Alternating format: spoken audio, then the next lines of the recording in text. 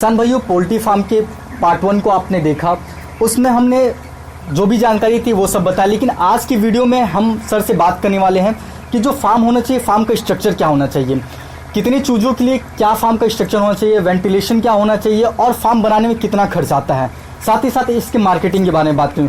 तो सर, सबसे पहले एक बार और फिर से हमारे चैनल में स्वागत है सर। तो सर, एक बात बताइए कि कितनी चूजों के लिए हमें कितने बड़े फार्म की ज़रूरत, कितने बड़े एरिया की ज़रूरत पड़ेगी सर, और उस फार्म का स्ट्रक्चर क्या होना चाहिए सर? देखिए, अगर जो कोई नया किसान भाई अगर जो पोल्ट्री फार्म बनाना चाह रहा है तो मैंने पहले की वीडियो में बताया था कि छोटे से काम स्टार्ट करे 1000 बर्ड से।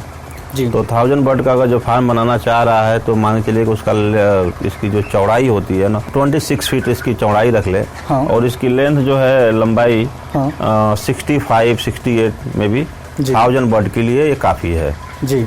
और उसको बनाने के लिए दिख रहे हैं जिसे हम बनाए हुए हैं इस तरीके से, जाली जरूरी है हवा आने के लिए जी। और स्ट्रक्चर जो हम बनाए हैं थोड़ा अलग टाइप में हो गया है। नॉर्मल भी बना सकता है, मतलब इसमें ज़्यादा पैसे लगते हैं, थोड़ा नॉर्मल बना के काम चल सकता है। अच्छा। जैसे मान के चलिए 4 लाख लगने हैं तो 3.5 लाख में काम हो जाए उसका जी। तो नया रहेगा तो सही रहेगा उसके लिए।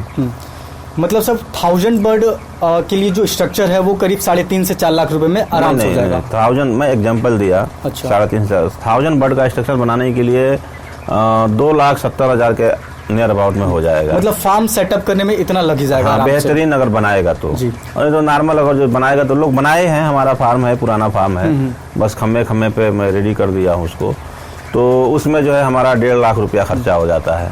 और इस तरीके से एंगल डालेंगे तो थोड़ा महंगा पड़ेगा, एक्सपेंसिव पड़ेगा। तो सर, इसके बाद मैं देख पा रहा हूँ कि इसमें आप फीडिंग के लिए अलग से डब्बा रखे हैं और पानी पिलाने के अलग से, साथ ही साथ लाइटिंग की व्यवस्था की है हम।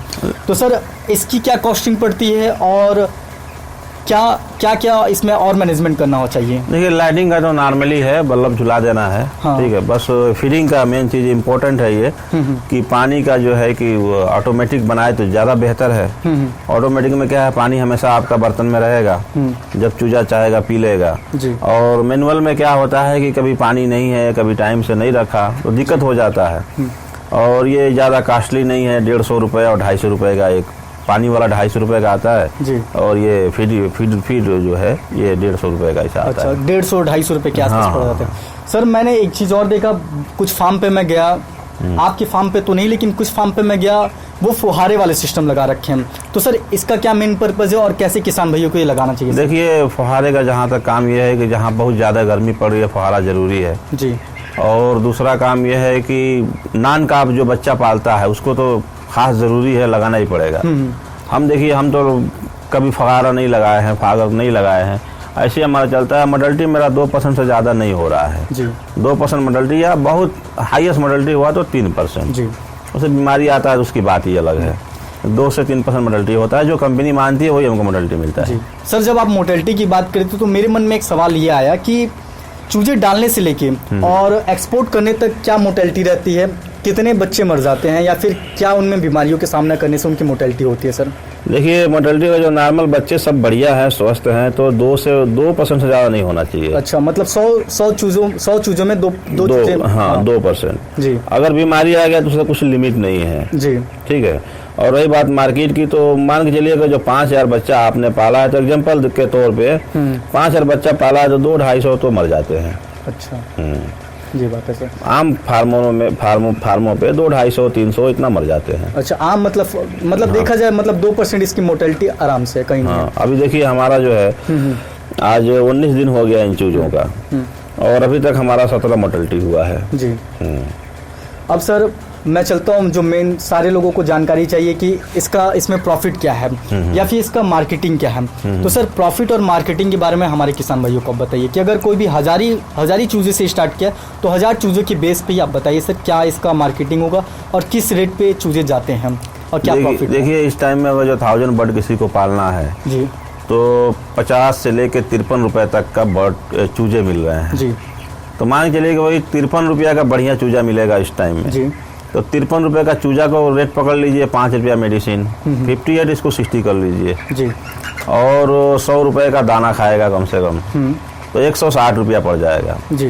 तो 160 × 1000 जी, कितना हो गया?